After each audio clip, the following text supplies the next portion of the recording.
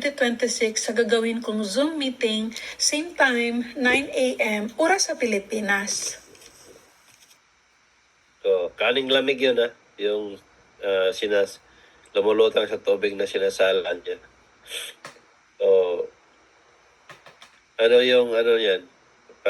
Last na yan, Miss Kia, no? Meron pang isa, Brother Nars. Meron pa. O, sige. Kahit paano, marinig ko yung boses ninyo. Anong ibig sabihin yan? Meron ba kayong idea? Anong ibig sabihin yan?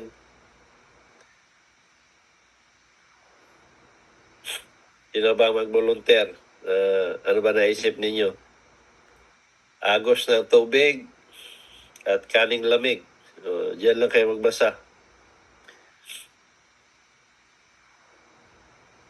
Ano kayo ibig sabihin ng agos ng tubig?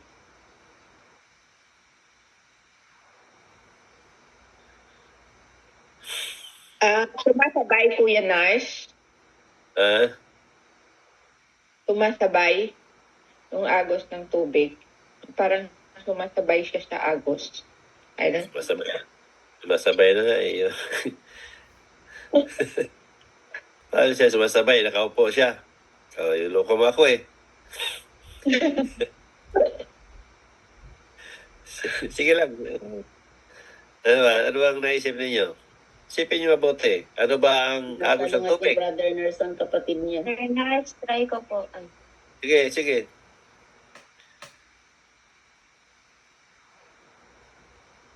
Sino yun?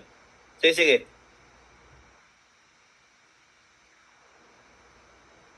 Sino yun?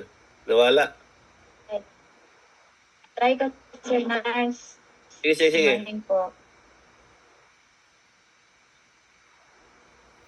Walang marinig, Iljen. Ayun na yung signal niyo. Wala, hindi marinig. Yung Sir Nars. Hello po, Sir. Oo. Mahina, mahina. Sige, sino pa? Haba pa ng oras na. Wala pang alauna. Kapag isip kayo, para hindi kayo antukin. Pag mayroong perang ihagis yan, siya, tatayuan na kayo. Wala daw ko, Sir Nurse. Sige. Kanang kwan, Sir Nurse. Kani si Amy, Sir Nurse. Uyon na ni siya sa kani karon nga kwan, Sir Nurse, kay aron ang mga Marcos dili mahawa kay aron unsay may kwan sa atong presidente na siya makalaban. Maraming salamat, Berlin. Salamat, Sir Nurse. Maraming salamat. Sino pa?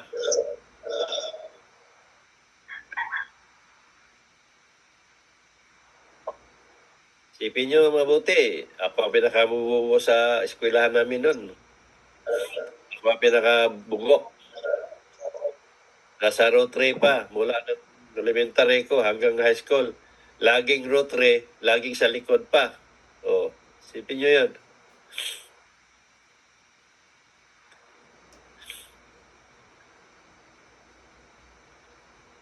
Para saan ba ang tubig? Para saan ang kanin? Sirit. Pass, Wala Brother eh. Nars, pass. Tingin ko para nag-iisip pero wala namang iisip eh. Correct eh, Brother Nars. So, ibig sabihin yan, ano ba ang tubig na umagos? Di ba? Tiyatag nyo ng pulse. Di ba? Uy, may pulse Lina no, yung sinasabi yung pulse. Ano yung pulse? Politics. Di ba? Politics. Tungkol nga sa ano yun eh, sa kay Amy, ano ba si Amy? Di ba? Ano ba ang si Marcos? Mga politician. In general, politics. Paul. Di ba? Ngayon, yung tubig. Ano yung tubig? Kaligtasan. Pag nauhaw ka, kailangan mo ng tubig. Ano yung kanin? Ano yung kailangan para saan ang kanin? Para sa tao. Di ba? So, ibig sabihin ng Diyos yan, si Amy, kasi sinasala niya ang kanin, di ba? Hindi niya pinapa ah, anod sa tubig, kumbaga. Hindi siya sumang-ayon sa patakbo ng ah, administrasyon dito sa politics na nangyari sa atin. Yung kanin, ibig sabihin, para sa tao, pag nagutom, tubig at kanin para sa tao. So, tubig, malinis, Pauls. Ibig sabihin, malinis ang intensyon ni Amy, malinis ang kalooban niya, at ang ginawa niya para sa tao. Para sa taong bayan. O di ba, ano bang meron sa paligid ninyo? Mga Pauls ninyo siguro dyan. Sa bayan ninyo, anong meron sa inyo sa bayan ninyo? So para sa taong bayan, ang ginawa ni Amy, at maganda ang intensyon niya. Kaya, si Amy, sinasala niya yon. Ibig sabihin, kung may mga hindi magandang ginawa sa administrasyon, si Amy ang nagbubulgar. Pag meron kayo nakita sa tubig, oy, dito may dumi sa tubig. O, may isda dito. Linisan natin to. Di ba, ganun na ginagawa ng tao? Pinagsigawan ninyo sa kakilala. O, doon tayo may tubig doon, maligo tayo doon. So, ito yung ginawa ni Amy. Na siya ang nagbulgar, siya ang ipagsigawan kung ano yung meron sa administrasyon. Ano yung hindi ka nais-nais. Di ba? Pag mayroong mga taong sumisira dyan sa mga paligid ninyo, sa polls ninyo, pinagsigawan ninyo, sinasabi ninyo, Kap, merong tao doon, no?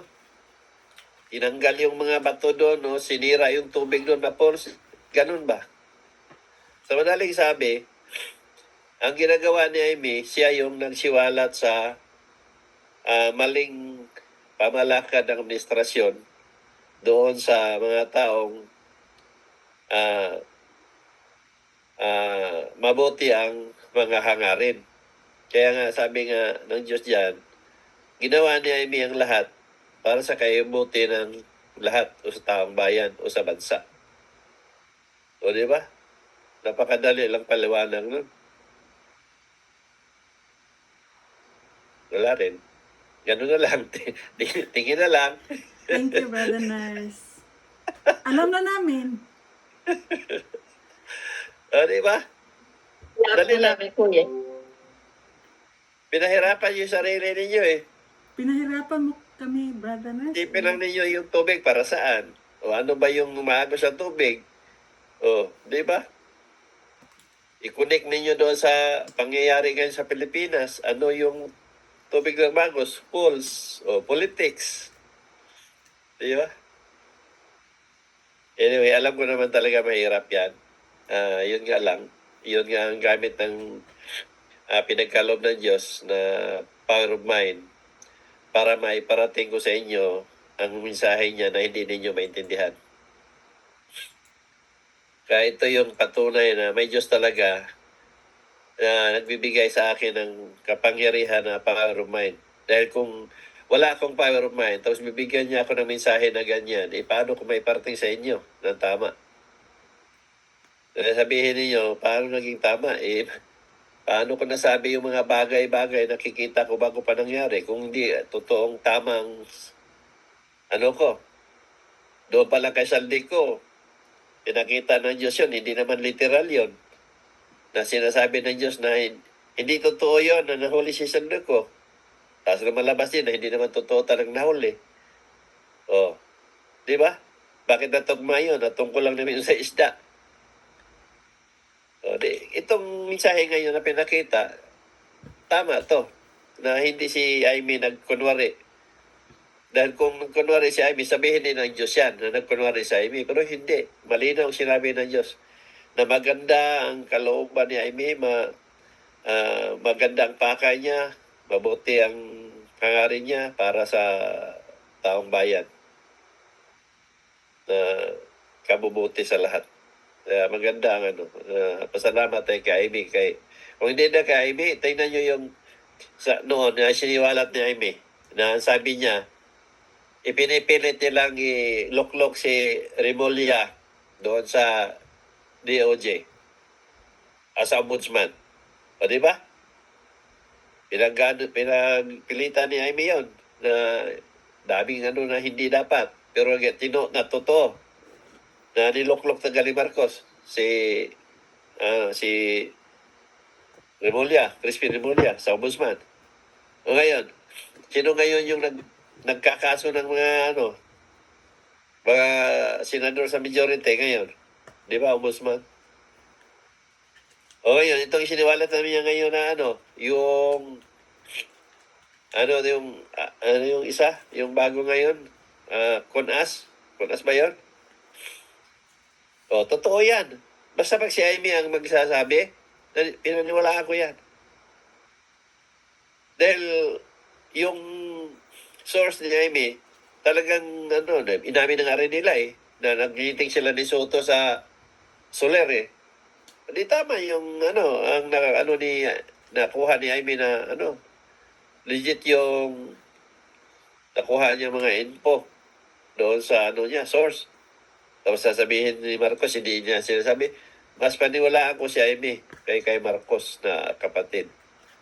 Dahil nakikita ko na maganda ang hangarin ni Amy sa taong bayan. Kaya lang, ano man gagawin ni Amy kung hindi naman siya ang presidente. Kaya ang hangad ko talaga na ma-realize ni Bongbong Marcos na ang buhay natin ay hindi ito pang matagalan. Bukas makalawa, maaari tayong lilikas sa mundo ng mga buhay. Mas maganda yung mag-iwan siya ng magandang bagay na kahit wala na siya, manatiling alaala ng mga tao. Hindi yung masabi ng tao, mabuti sa kanya na wala siya, dahil gahaman siya o sakim siya. Di ba? Mas maganda pa rin yung sabihin ng tao na sayang. Di ba? Sana ma-realize si Marcos yun kung ano yung naisip niya na ibigay niya sa dapat ng mamumuno. Kung hindi niya kaya, ibigay niya sa karapat-dapat. Kahit sinong magdasal, kahit ako, kahit pare ninyo, kahit pastor ninyo, ipagdasal si Marcos, hindi yan bago ang damdamin ni Marcos. Naliban kung siya mismo na ma-realize niya na ang buhay natin ay panandalian lang. Hindi tayo kailangan maging sakim, maging gahaman sa lahat ng bagay. Dahil ang mga bagay na ito ay panandalian lang ito sa buhay natin.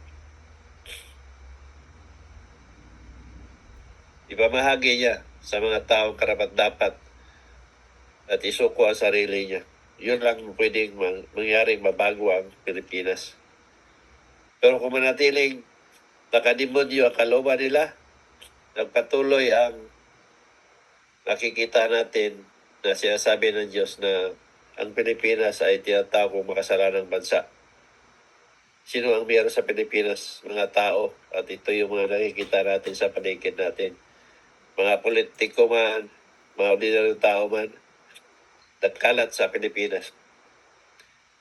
Hindi nyo nakikita yung mga agency nga natin, nangulikta ng mga bayad sa mga tao, paalis na wala naman trabaho. Di ba? Maraming ganun. Yung mga human trafficking ng kapwa natin Pilipino. Yung mga Pilipina natin na sa ibang bansa, ginawa nila prostitute. Di ba? Isa yan. Yung uldapan doon, karnaping dito, padurukot dyan, sakit sa mga akyat bahay, akyat truck. So, nako, hindi. Cancer na nga ang Pilipinas talaga. Cancer ang meron sa Pilipinas. Kahit anong dasal ninyo, wala yan. Kahit anong dasal ang pare ninyo. Yung pare ninyo mismo, binasagan na meron mga kasalanan. Yung pare ninyo mismo nasa Senado, hindi nila napatino yung mga senador dyan, mga presidente o mga congressman. Na sila dyan, araw-araw sila nakasubaybay sa loob ng session hall sa Senado. Bakit nila naayos yan, di ba? Sila pa mismo nakamalita pa, nakatanggap ng mga pera. Kaya wala yan. Yung paniniwala ninyong ipagdasal, iuntog pa yung ulo ninyo sa matigas na bagay. Baka magising pa kayo sa katotohanan na inutil ang mag-iisip ninyo. So yun lang, Liske. At kawawa ang Pilipinas. Maraming salamat sa iyo lahat. Thank you, Brother Nars.